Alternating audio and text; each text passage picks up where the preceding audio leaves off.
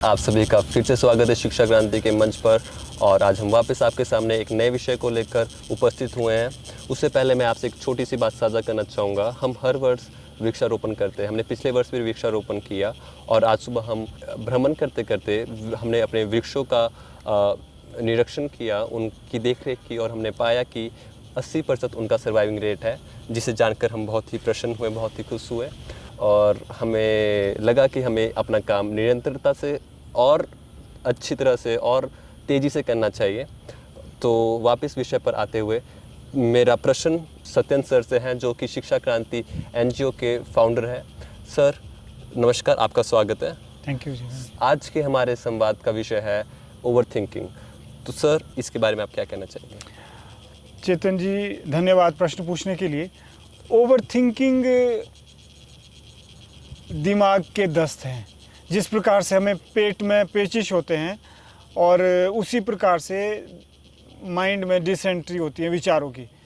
Over thinking is nothing but the dysentery of mind. जिस प्रकार से हमें पेचिश क्यों लगते हैं, या तो हम विषाक्त खाना खाते हैं या फिर साफ़ सफाई का ध्यान नहीं रखते हैं, उसी प्रकार से जब हम अपने दिमाग को कुछ भी विचार और भाव खिला देते हैं कान के माध्यम से, आंखों के माध्यम से, तो उन विचारों को हमारा दिमाग प्रोसेस नहीं कर पाता है और क्या होता है, या तो कॉन्स्टिपेशन होती है, कब्ज होती है, या दस्त होते हैं। मैं समझता हूँ कि ओवर थिंकिंग एक बीमारी है और इससे बचना चाहिए।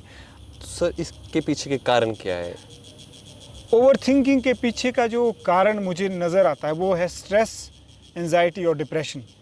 जो आदमी ओवर थिंकिंग का शिकार है उसको देखना चाहिए कि वो कहीं ना कहीं स्ट्रेस ज़्यादा ले रहा है, या फिर उसको सोशल एंजाइटी है, पब्लिक को फेस नहीं कर सकता है।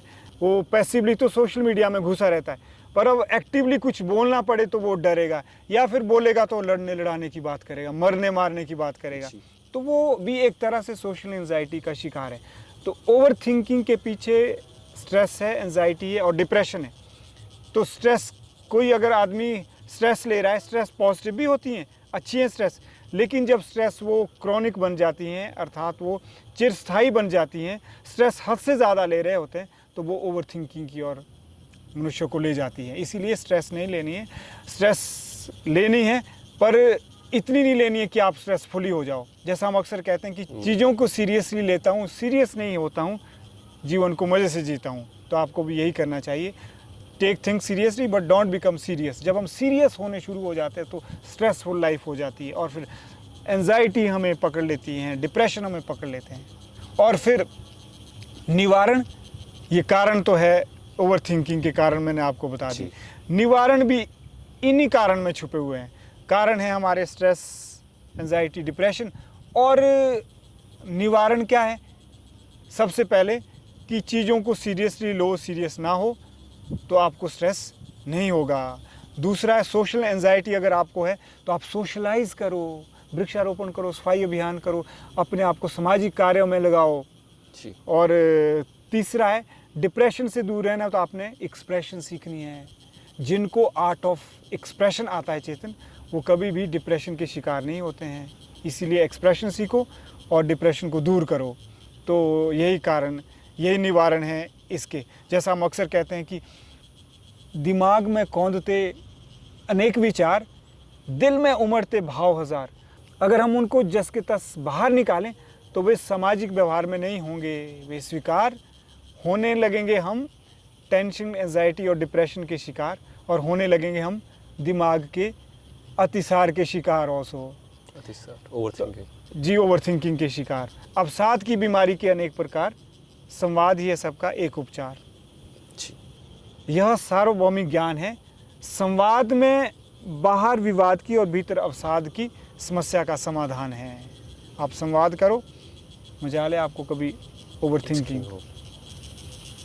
मेरा आपसे अगला प्रश्न है कि आप युवाओं को क्या संदेश देना चाहेंगे इस विषय के ऊपर? चेतन जी, मैं युवाओं को यही संदेश देना चाहूँगा कि आप सोशल मीडिया में जो भी कंटेंट कंज्यूम कर रहे हैं, देख समझ के, सोच समझ के कंज्यूम करें, चूज़ी बने, यानी चुनाव करें। आप हर कुछ बिना सोचे समझे, बंद आंखें करके भीतर ना उतारें। ठीक है, आपको मज़ा आता है, डोपामाइन रिलीज़ होता है, हैप्पीनेस हार्मोन रिलीज़ होते हैं, लेकिन ये याद रखें कि जो आज आपको मज़ा आ रहा है कल उसकी उतनी बड़ी सज़ा भी मिलेगी। इसलिए जो भी आप, ना केवल आप ध्यान रखें कि आपने मुंह से क्या खाना है, मादक पदार्थों से दूर रहना है, नशा नहीं करना है, वो ध्यान रखें, बल्कि यह ध्यान भी रखें कि आप आँखों से और कान से इस दिमाग को क्या खिला रहे हैं। अगर आपने वो ध्यान रख लिया तो कुछ ऐसा स्वस्थ विचार दिमाग को खिलाते रहें ताकि दिमाग उनको हाजम कर सके, डाइजेस्ट कर सके, और दिमाग में ना तो कॉन्स्टिपेशन हो, ना कब्ज हो, ना दस्त हो, ओवर थिंकिंग हो। मैं यूथ को यही कहना चाहूँगा।